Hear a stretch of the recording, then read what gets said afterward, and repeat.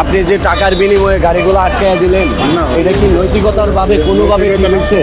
আমি তো বললাম আপনি ভাই হিসেবে ক্ষমা দৃষ্টি দিবেন। অন্যায় করছি, এটা মানলাম, আর হবে না। রাজধানীর ভোগান্তির আরেক নাম যানজট। প্রতিদিনই হাজার হাজার মানুষ, লক্ষ লক্ষ মানুষ যানজটের কারণে অতিষ্ঠ। এই যানজট হওয়ার পিছনে এক নতুন সন্ধান আপনাদেরকে উদ্ঘাটন করে দেখাবো। পল্টনে থাকায় একজন ট্রাফিক পুলিশ টাকার বিনিময়ে আটকিয়ে দিচ্ছে বাসগুলো এবং তৈরি হচ্ছে তীব্র যানজট।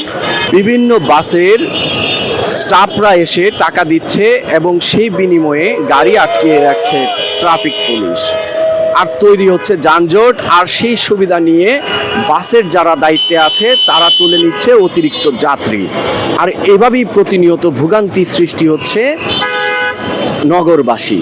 কোনো ট্রাফিক নিজের দায়িত্ব খুব সুচারুভাবে পালন করছে, আবার কোনো ট্রাফিক সেই সুযোগে নিয়মের অপব্যবহার করে হাতিয়ে নিচ্ছে টাকা এবং তৈরি করছে মানুষের দুর্ভোগ। আমরা আজকে আপনাদেরকে দেখাবো তারই চিত্র, অনিয়মের চিত্র আমরা তুলে ধরব।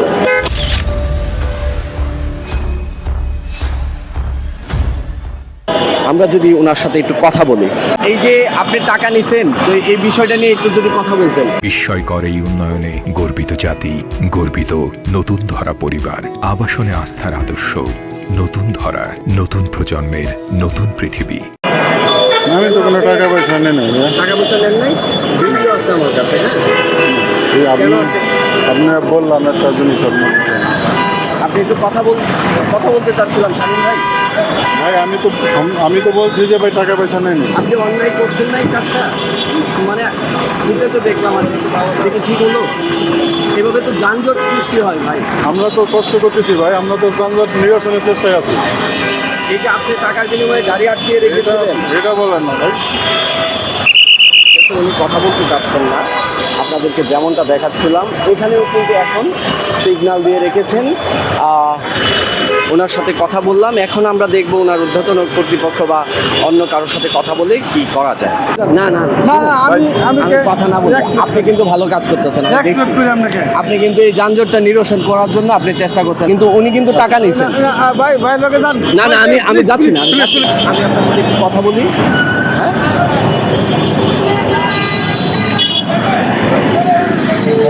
আমি আপনাকে কথা বলছি।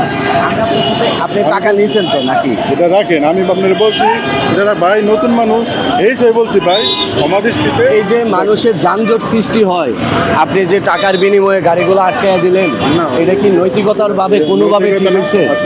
আপনি কেন টাকা নিয়ে আপনি যাত্রীদের এইভাবে বললেন না আপনি আর আমি আর ভাই ভাই ইজ্জত থাকবে।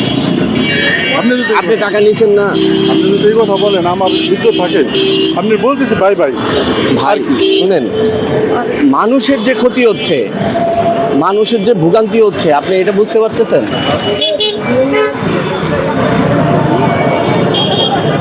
আমি ওইদিকে না যাই ভাই। ভাই আপনি এটা রাখেন। আপনি ঠিক আছে, ভাই সেটা নতুন মানুষ সেটা বলছে, আর কোনো কথা থাকে না বড়। আপনি আছেন ঢাকা শহরে পুরাতন। আমি কোনো বেহালাল খাই না, বিশ্বাস করেন। আমি যা জানি, আমি কোনো বেহালাল খাই না। আমি তো ভাই জানি না। আমি বেহালালের কথা বলছি, আমাকে আপনি আমার বেতন নিতে দেবো, আর কোনো না, আমি কোনো কিছু খাবো না। ঠিক আছে, একটু খাই না আমি বিশ্বাস করেন। না না আপনি যদি আমাকে বলেন মানে স্বর্ণ খাওয়ার জন্য, আমি তাও না। ঠিক আছে, আমি হালাল খাই এবং হচ্ছে আমি হালাল ভাবে। কিছু করি না ভাই হিসেবে। আপনি কি আমার সাথে একটু কথা বলবেন? আমি আপনার একটা সাক্ষাৎকার নিব, আপনি কি আমার সাথে একটু কথা বলবেন? ভাই আমি তো বললাম আপনি ভাই হিসেবে ক্ষমা দৃষ্টি দিবেন, আর কোনো কথা বলি, আর কোনো সাক্ষাৎ নেই। এটা তো ভাই না, এটা দায়িত্ববোধ এবং মানুষের হয়রানির বিষয়। আর হবে না। আপনি অন্যায় করছেন তো। আমি অন্যায় করছি, এটা মানলাম, আর হবে না। আমি কিভাবে আপনি দেখলাম আপনি একটা গাড়ি না, আপনি বেশ কয়েকটা গাড়িতে আপনি এই কাজটা করছেন। আমি কইছি তো অন্যায় করছি, ক্ষমা চাইছি, আর কোনো আর কি জুতে দেখি। কত মানুষ ভোগান্তি। ভাই আপনি তো মানুষ এই হিসেবে আমার একটি মাফ করা যায় না ছোট ভাই? বলছি ঢাকা শহরে আপনি আমার বড়, ঢাকা শহরে নতুন, আপনি এই কাজটা ঠিক করেন নাই। প্রথমবার আপনার মানুষ ভোগান্তি হচ্ছে। প্রথমবারের মতন ক্ষমা